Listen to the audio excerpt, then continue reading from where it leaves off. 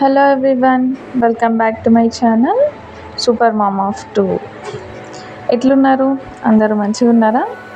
ఈరోజు మన తెలంగాణ స్టైల్లో చికెన్ కర్రీ ఒక్క చుక్క కూడా నీళ్ళు పోయకుండా ఎట్లా వండాలో చూపిస్తాను. చలో ఇప్పుడు రెసిపీలోకి వెళ్దామా. ఒక గిన్నె పెట్టుకొని అందులో మనకు చికెన్కి సరిపడా ఆయిల్ వేసుకోవాలి. ఆయిల్ వేసిన తర్వాత మన స్పైసెస్ ఉంటాయి కదా, చెక్క, లవంగాలు, సాజీరా, బిర్యానీ ఆకు, అవన్నీ యాడ్ చేసుకోవాలి. అది వేడైన తర్వాత ఒక మీడియం సైజు 3 ఉల్లిగడ్డలు నేను కట్ చేసుకున్నాను. ఆ ఉల్లిగడ్డ కూడా యాడ్ చేసేసాను. ఆల్మోస్ట్ అందరు చేసే ప్రాసెస్ ఇదే, బట్ కొందరు ఇంకా వేరే వేరే టమాటో అలా యాడ్ చేస్తారు, బట్ నేను ఇట్లనే చేస్తాను. ఆనియన్ మంచిగా వేగిన తర్వాత కొంచెం ఉప్పు, ఇంకొద్దిగా ఆనియన్ మనకి బ్రౌన్ షేడ్ రావాలి కదా, దానికోసం కొంచెం ఉప్పు యాడ్ చేసి ఒక 2 నిమిషాలు అట్లనే మనం ఆయిల్లో ఆనియన్ని మంచిగా వేపుకుందాం. మూత పెడితే తొందరగా వేడికి ఉల్లిగడ్డలు కూడా మంచిగా మగ్గుతాయి. ఇక చూడండి, కొద్దిగా దగ్గర పడ్డాయి. మనకి ఇంకొంచెం వేగాలి. ఇంకొంచెం వేగిన తర్వాతనే మనము చికెన్ యాడ్ చేసుకుందాము. సో ఇక్కడ నేను చికెన్ కడిగి ఫ్రెష్ చేసి అలానే పెట్టాను. సో ఇక్కడ మనకి ఆనియన్ వేగిపోయింది కదా, అందులో ఇప్పుడు అల్లం వెల్లుల్లి పేస్ట్ ఒక 2 స్పూన్స్ వేసుకున్నాను. అది మంచిగా వేగిన తర్వాత, అది వేగడానికి కొంచెం టైం పడుతుంది, ఆ పచ్చివాసన పోవాలి కదా, అట్లా అని తర్వాత మళ్ళీ కొంచెం మూత పెట్టి, అంతలోపు ఆనియన్ కూడా మంచిగా రెడ్గా వేగిపోయింది. చూసారా? ఈ మాత్రమన్నా ఆనియన్ వేగాలి, అయితేనే మనకు థిక్ గ్రేవీ వస్తుంది. ఇగో కడిగి పెట్టిన చికెన్ కూడా యాడ్ చేసేసిన. ఇప్పుడు ఏంటంటే మనం మూత పెట్టేసేయాలి. మూత పెట్టిన తర్వాత ఆ చికెన్ కొద్దిగా ఆయిల్లో ఫ్రై అయిన తర్వాత దాంట్లో వాటర్ అంతా అబ్జర్వ్ చేసుకుంటుంది. సో వాటర్ వెళ్ళిపోయిన తర్వాత పసుపు, కారం, ఆల్రెడీ కొద్దిగా ఉప్పు వేసాను, ఇంకా కొద్దిగా యాడ్ చేసుకున్నాను ఉప్పు. ఆనియన్స్లో వేసినాం కదా, ఇంకొద్దిగా యాడ్ చేశాను నేను తర్వాత.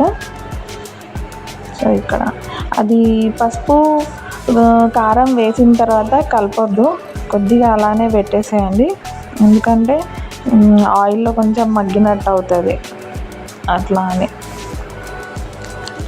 సో ఇక్కడ చూడండి, అట్లనే పెట్టేసిన కదా, మంచిగా ఆయిల్లో మగ్గినట్టు అయింది.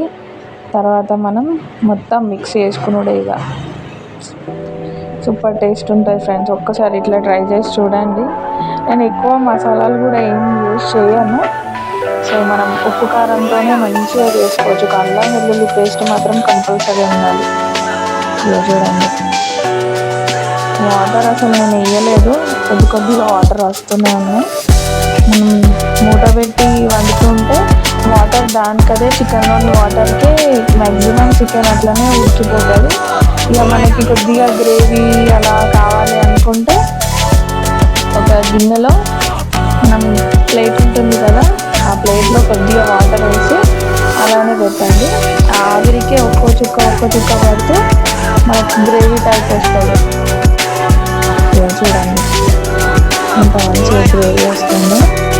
సో అట్లా ఇంకా కొద్దిగా చికెన్ ఉడకాలి. అట్లా పెట్టేసి చూసారా, అసలు వాటరే యాడ్ చేయలేదు. చూడండి ఎంత వాటర్ వచ్చేసింది, ఎంత గ్రేవీ వస్తుందో.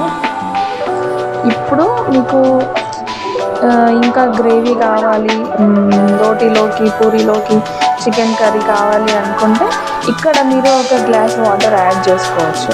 సో నాకైతే ఇంతే చాలు, నేను అలానే పెట్టేశాను. సో ఇక్కడ కొద్దిగా కుడక పొడి వేసాను, ఇంకొంచెం ఎక్స్ట్రా ఫ్లేవర్ కోసం థిక్గా అవుతుంది గ్రేవీ. నేను కుడక పొడి వేసిన తర్వాత సో చికెన్ ఉడికిపోయింది ఫ్రెండ్స్. కొత్తిమీర కూడా వేసాను. కొత్తిమీర వేసి కొంచెం అలానే మూత పెట్టేసేయండి. టేస్ట్ అయితే సూపర్ ఉంటుంది, సూపర్.